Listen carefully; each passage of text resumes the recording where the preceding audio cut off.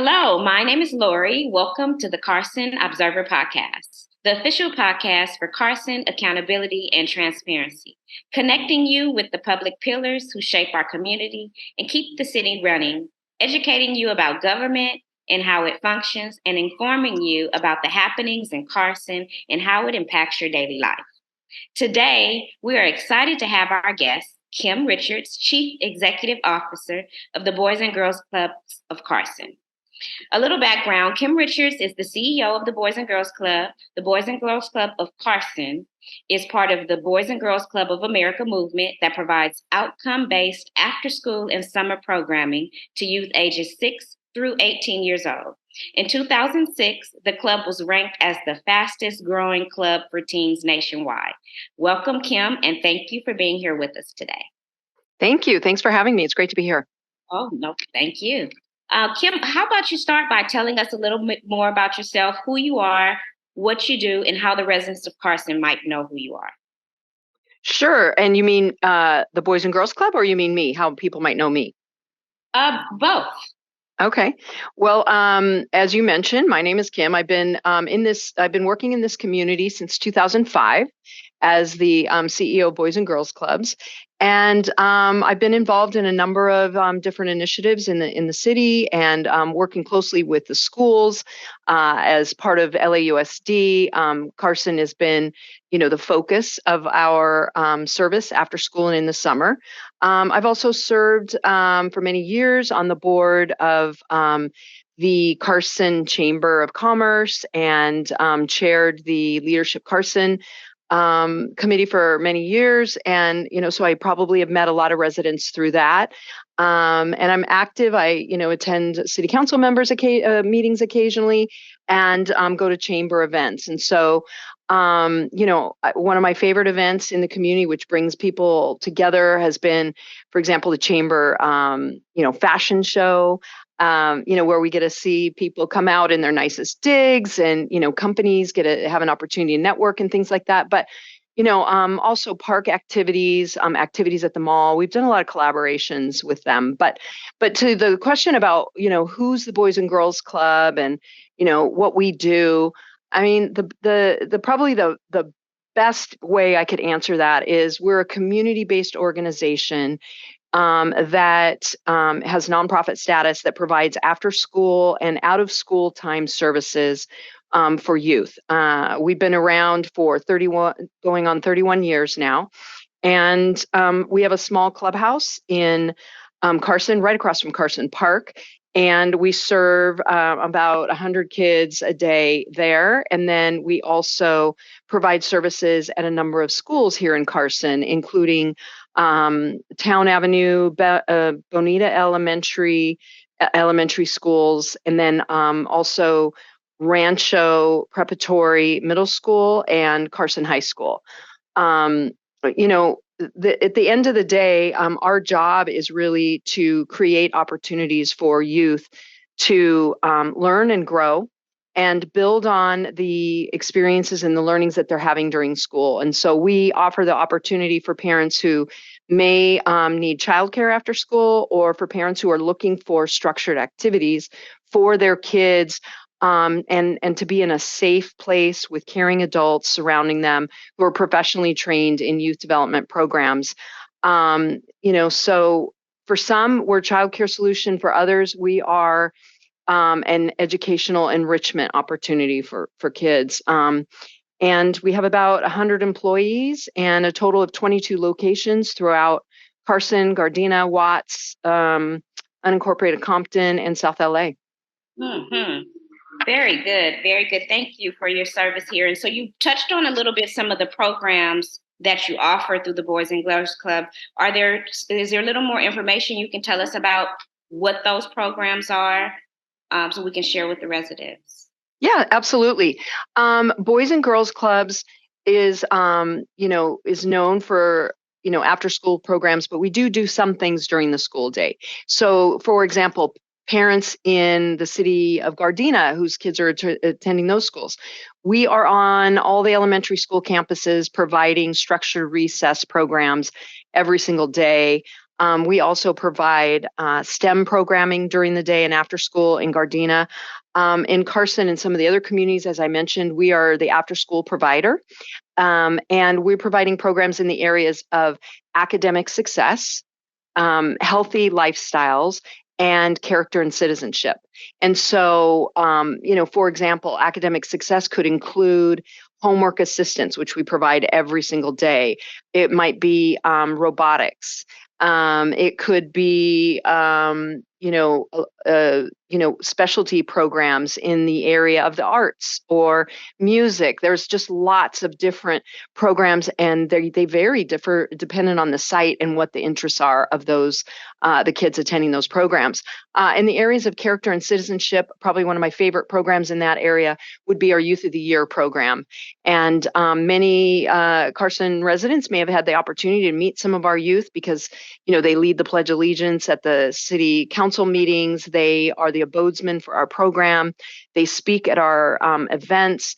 And really, they're the culmination of everything Boys and Girls Clubs are. Those youth are talking about their personal story of, what their goals are in life and the things that they did with the help of the club in order to get on the path to success. And so it's really a great opportunity to get to know us is going to one of those Youth of the Year events. And we have them for all levels, elementary, middle, and high school.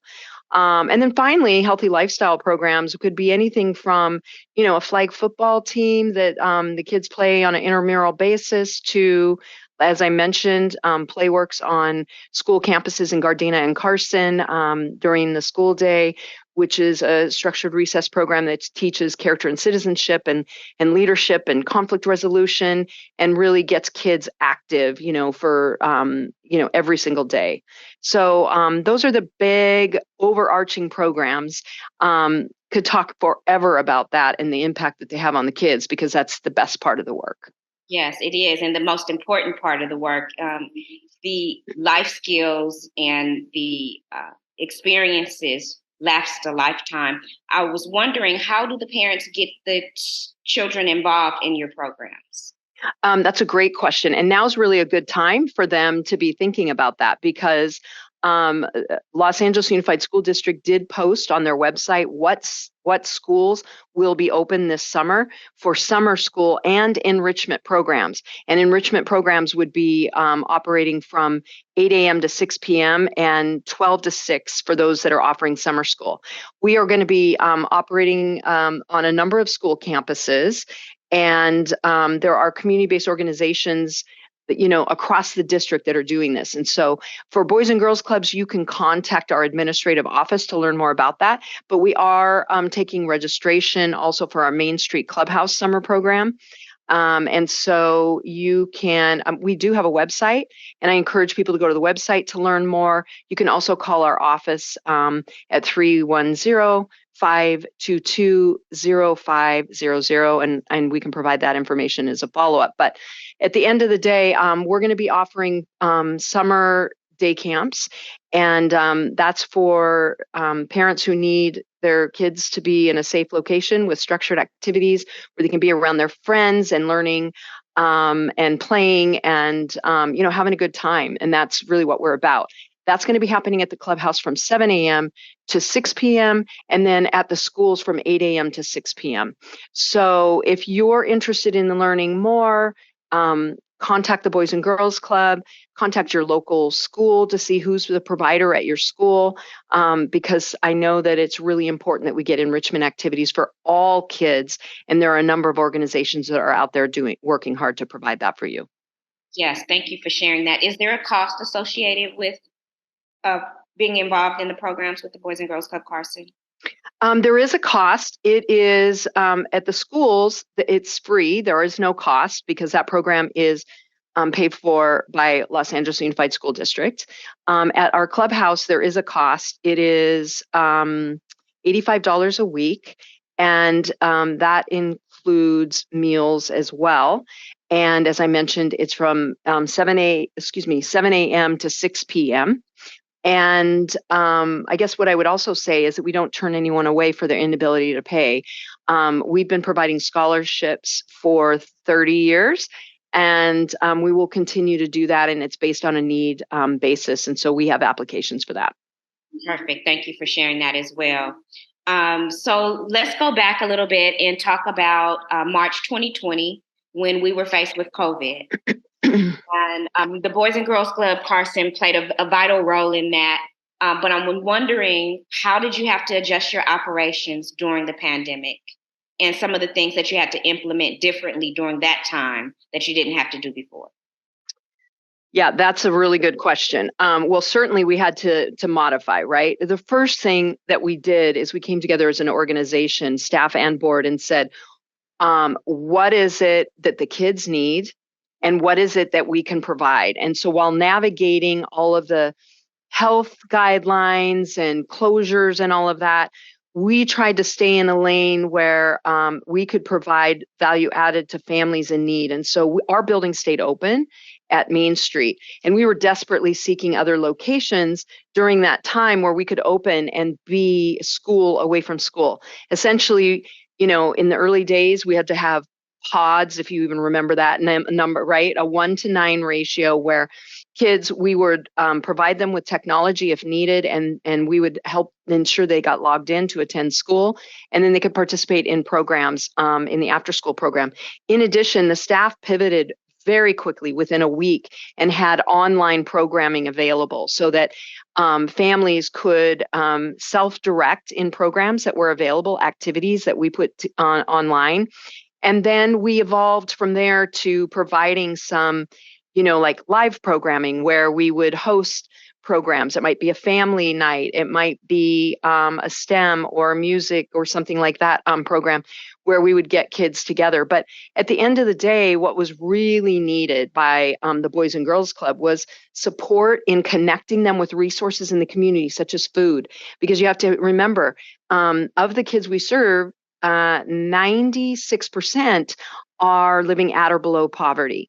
And so the school provides them with 2 of 3 meals a day. So we were a connector for that. We were providing food for the families. We connected them with schools where they could get their meals every day. We fed them at the clubhouse. We sent out activity packs and supplies for families to, use with their kids when they weren't attending school. All of that. And I think that one of the things that we learned was that no community is the same. Everybody's needs are different, and we have to collaborate with other organizations because we can't be a one-stop shop. And so we learned who was doing what in the community so that we could refer families to where they needed to go to get those services. And I am really proud of my team because it definitely changed the way that we think, the way that we work. And I'll say one other thing when it comes to, during COVID and where we were and what we were doing is that the staff and the board always asked, if we don't do it, who will? If we don't do it, what happens to those kids? And that's something I'm really proud of, is to be working for a group of individuals who put mission first, right? It's the why is to better the lives of kids. The why is to make sure that kids are prepared to, graduate from high school and pursue a career or college. And in order to do that, they have to have basic needs met. They have to feel a sense of belonging. They have to feel safe. All of those things happen before they can even learn. And that's the role we played. Yes, thank you very much. That is very important work that has to get done. I remember volunteering for one of your Blue Door events. Mm, It was this particular volunteer day was at the Porsche Center. okay. It was fabulous, of course, as every Blue Door. Do you want to talk about your Blue Door event that you have annually, right? Yeah, it's called the Blue Door Bash. And, it's our signature event. We don't do a lot of events. We may do program events, but in terms of fundraising, I think it's interesting for people to know that we receive about 60% of our funding from governmental agencies. They could be passed through the school district, or another entity, but it's the majority of it comes from government sources. And then the next largest piece comes from private foundations and, corporate foundations. And then combined, it's less than 10% of our support comes from corporations and individuals.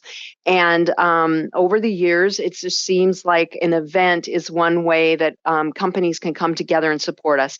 And so the event is really designed to bring the club to our supporters, right? People who can't come to the club during the day because they're working, right?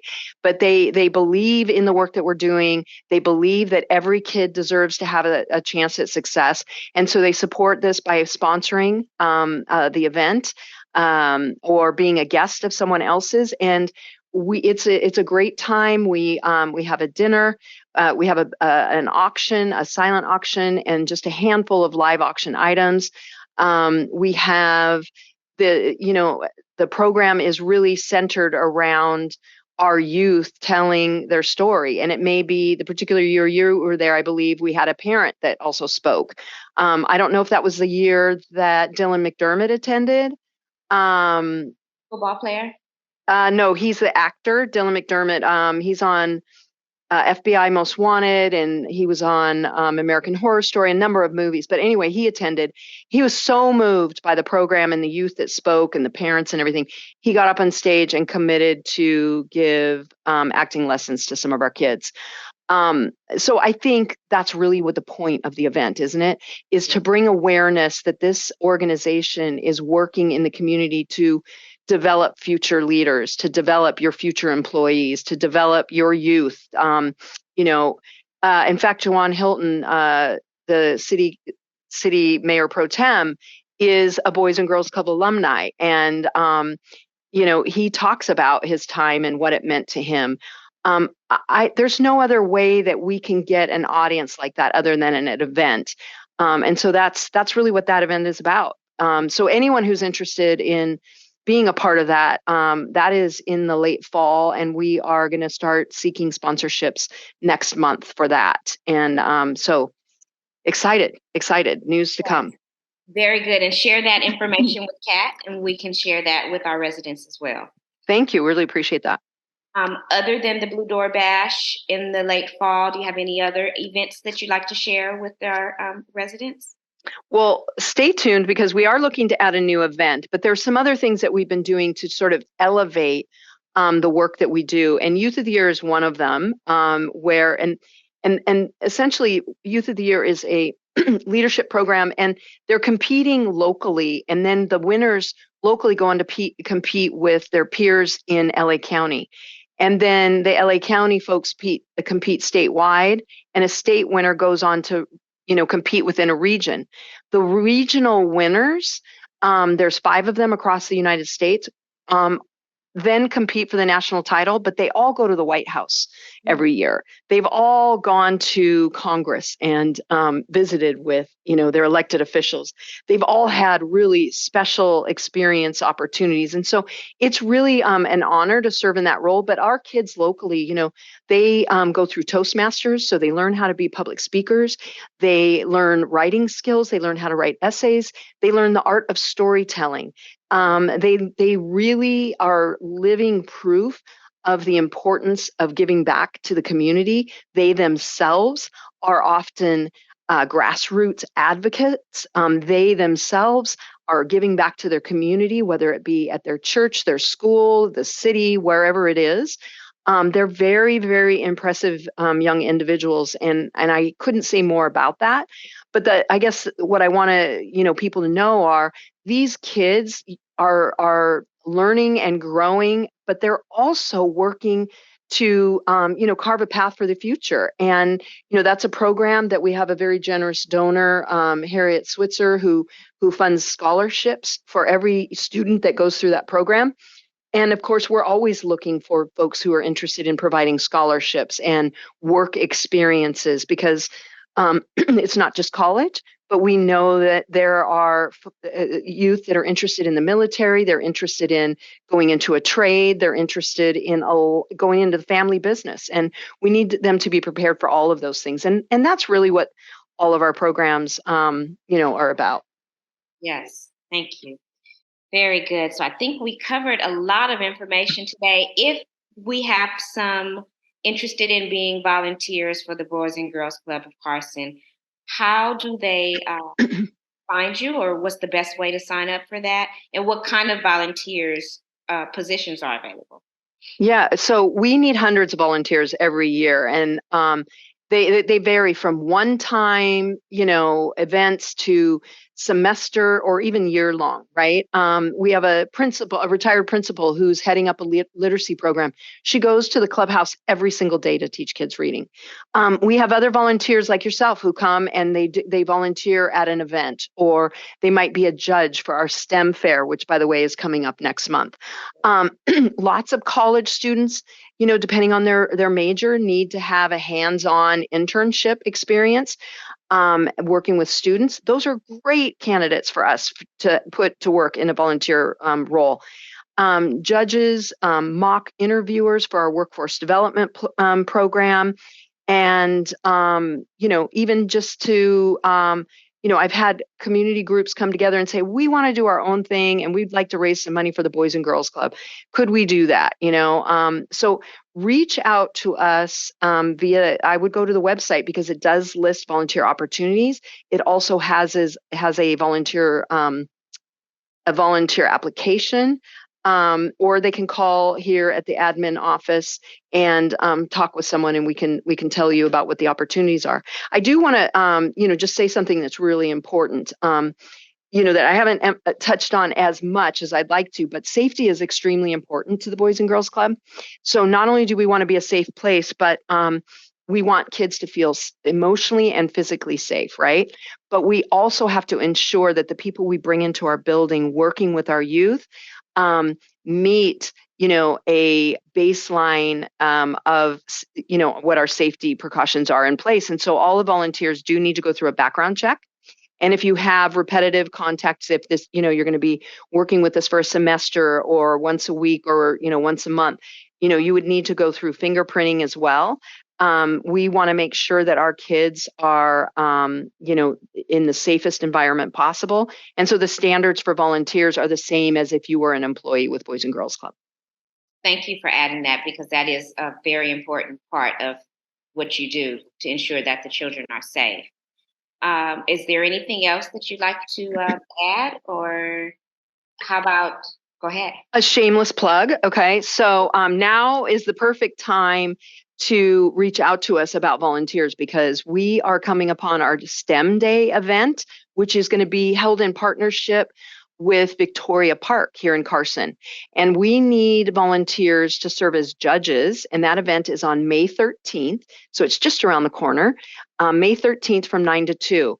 And I'm a little bit geeky when it comes to this kind of stuff because I'm a stats and research person at heart. But these middle school kids are going to be displaying their projects, and they've spent an entire semester on coming up with a theory, testing that theory through the scientific process, and then summarizing what their findings are, and then demonstrating their project at this event on the 13th.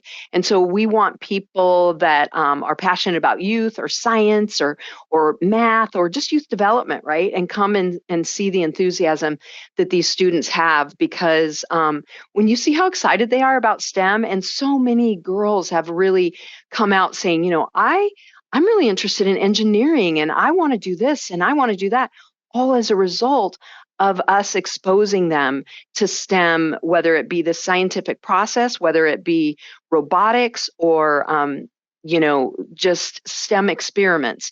It's pretty exciting, and it's not hard to be a volunteer to lead kids in those things, because honestly, you don't have to know how to code because the kids will figure it out. They'll teach you. That's right. That's right. Very good, Kim. As a scientist myself, my background from our time together, I would be interested in being a judge for that. Hooray. Please sign me up. And if we have any other residents that are interested, we'll make sure that they know how to find you. We'll That's make sure great. we link to your website here as well. Okay, wonderful. I will let folks know. You asked me if there was anything else that I would, like to share, and there is. One of the things that I think it's important for the community to know is that, as I mentioned, we've been around for 31 years. We are located at 215th and Main Street, and we've been there since we've opened our doors. Now, while that facility, which is think of a kind of a strip mall, kind of a small strip mall, we've expanded and opened up as tenants have moved out. We don't own that building; we lease, and it's not the most favorable lease agreements.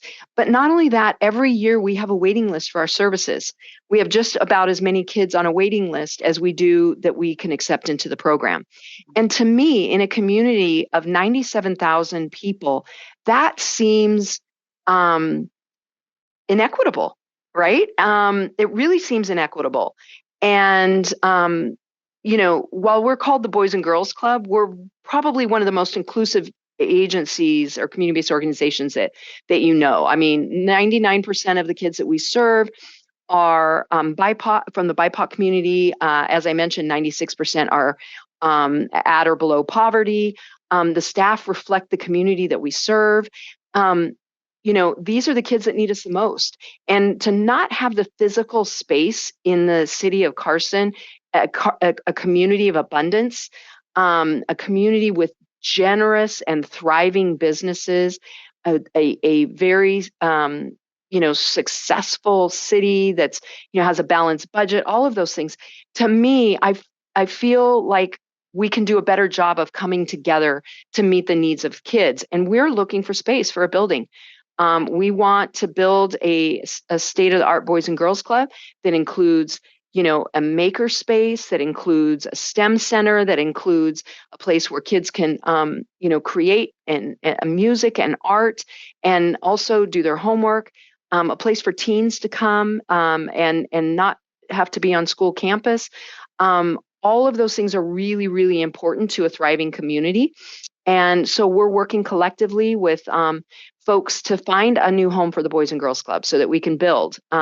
So if anyone out there has property that we can build a Boys and Girls Club on, if anyone out there would like to help us with this initiative, I want to talk with you. So please connect with the Boys and Girls Club and let us know some ideas that you may have, how you can help, whether it be supporting our day-to-day operations or a longer-term project of finding us a home. That's my dream for this community. I'm glad you added that, Kim, because we never know who's watching and listening. And you hear that we have as many students as they serve, we have that much or more on the waiting list. So that is a bunch of our children that are not being served. So let's go, Carson. Let's find them. Let's make it happen. Yeah. So with that, Kim, we have come to the conclusion of our talk here. And I want to thank you for joining us. Is there anything that you'd like to say that you're excited about the city of Carson? We just had the State of the City. We're in our 55th year anniversary here. And you have any excitement you'd like to share with us about the city of Carson? Yeah, I mean, there's a lot of amazing things about Carson. One, parents are passionate about getting the best for their families. And I love that. And they're advocates. And sometimes they don't know the power that they have, right? So I love seeing that. I love seeing parents engage and get excited about what their kids are learning and all of that, right? That's number one. Number two, I'm very grateful for the partnership that we have with the city of Carson. The city staff, particularly the city manager, David Roberts, and his team have really embraced the club since he's, been with the city. The city council has been supportive of us in our efforts, attending our events and so forth. But the other thing is I think if people have not spent any time learning more about Cal State Dominguez Hills, CSUDH, their master plan and what they have going on at that campus, it's pretty phenomenal what they're doing. They're adding a couple of PhD programs.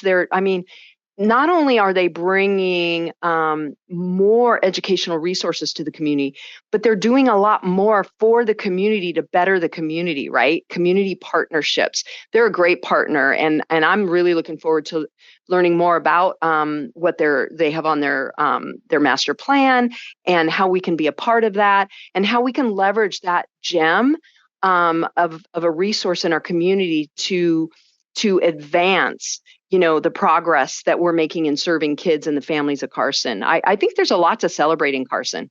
It is. It is, including the Boys and Girls Club. So we celebrate you for being here and the Boys and Girls Club for their 31 years of service to our city and our students. And thank you for joining the show. Thank you for having me. Anytime. Thank you all for listening to the Carson Observer podcast, connecting, educating, and informing the residents and the stakeholders of the city of Carson. Take care and be on the lookout for future episodes.